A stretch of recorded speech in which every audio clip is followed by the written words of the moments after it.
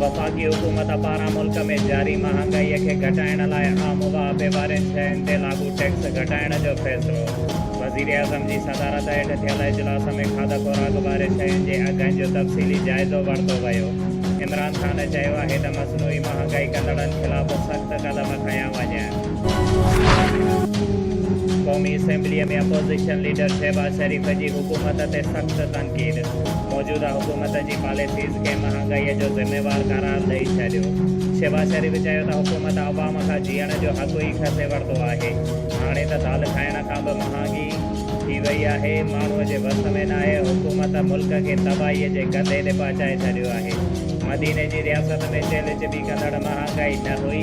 केरु बुखियो न सुम्हंदो हुयो। हीअ हुकूमत मुल्क ते भार बणिजी वई आहे। असां कंहिं ॿिए सयारे ते नथा रहूं। पेट्रोल जूं क़ीमतूं समूरी दुनिया में वधियूं त हिते बि वधियूं। अपोज़िशन वटि महांगाई घटाइण बाबति तजवीज़ूं आहिनि त पेश करे। वफ़ाक़ी वज़ीर फवाद चौधरी अपोज़िशन जी तनक़ीद खे रद्द कंदे चयो आहे त अपोज़िशन में जमहूरियत पसंद न पर रुॻो डील जी तलाश में आहिनि। DGISI लाइ नई समरी वज़ीर आज़म हाउस खे मिली वई। समरीअ में लेफ्टिनेंट जनरल नदीम अंजुम जो नालो बि मौजूदु। सरकारी ज़रियनि DGISI जे मुक़ररी वारी समरी मिलण जी तस्दीक़ कंदे समरीअ में मौजूदु ॿिया नाला ॿुधाइण खां मुअतरत करे छॾी।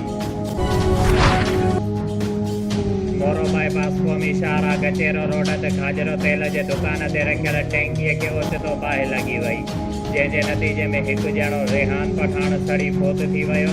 संदसि लाश खणी तालका अस्पताल पहुचायो वियो, जॾहिं त संदसि भाउ दीन मोहम्मद सड़ी ज़ख़्मी थी पियो। जॾहिं त बाहि ते 4 कलाकनि खां पोइ ज़ाब्तो आंदो वियो आहे, जॾहिं त नुक़सान जो वाधो करोड़े रुपया ॿुधायो पियो वञे।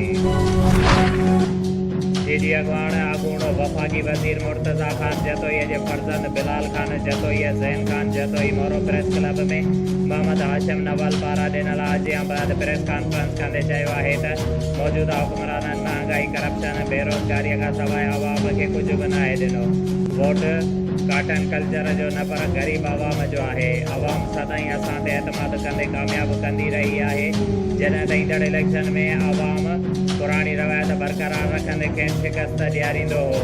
हिन चयो त असां PTI जो हिसो बणजणु नथा चाहियूं। अरबाब ग़ुलाम रहीम जतोई हाउस ते ईंदो रहंदो आहे।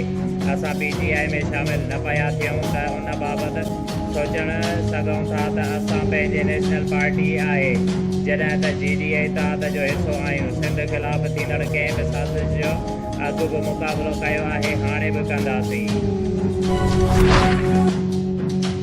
मोरो वेझो गचेरो थाणे जी हद ते खेरो तेरो में पाणीअ वारी ढंढ मां 48 साला नामालूम शख़्स जो लाशात। अहिड़ो इतलाउ मक़ामी ॻोठाणनि पुलिस खे ॾिनो, जॾहिं त वॾे तादाद में माण्हुनि पहुची सुञाणप जी कोशिशि कई, पर संदसि सुञाणप न थी सघी। पुलिस लाश तालका अस्पताल मोरो मुंतक़िल करे छॾियो।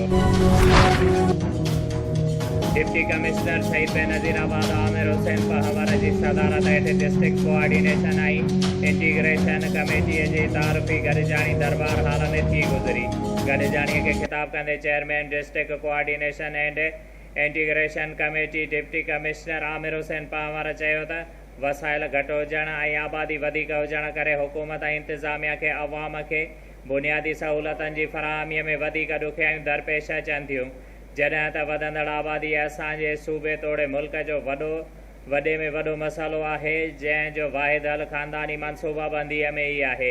हुन वधीक चयो त सिंध हुकूमत पारां आबादीअ ते कंट्रोल करण ऐं अवाम खे नंढो कुटुंब रखण लाइ साल 2030 खे फैमिली प्लानिंग जे हवाले सां टारगेट मुक़ररु कयो वियो आहे, जंहिं लाइ हर ज़िले सतह ते डिप्टी कमिश्नर जी अॻुवाणीअ में डिस्ट्रिक्ट कोऑर्डिनेशन ऐं इंटीग्रेशन कमेटी क़ाइमु कई वई आहे, जंहिं में सरकारी इदारनि समेत समाजी तंज़ीमुनि खे शामिलु कयो वियो आहे।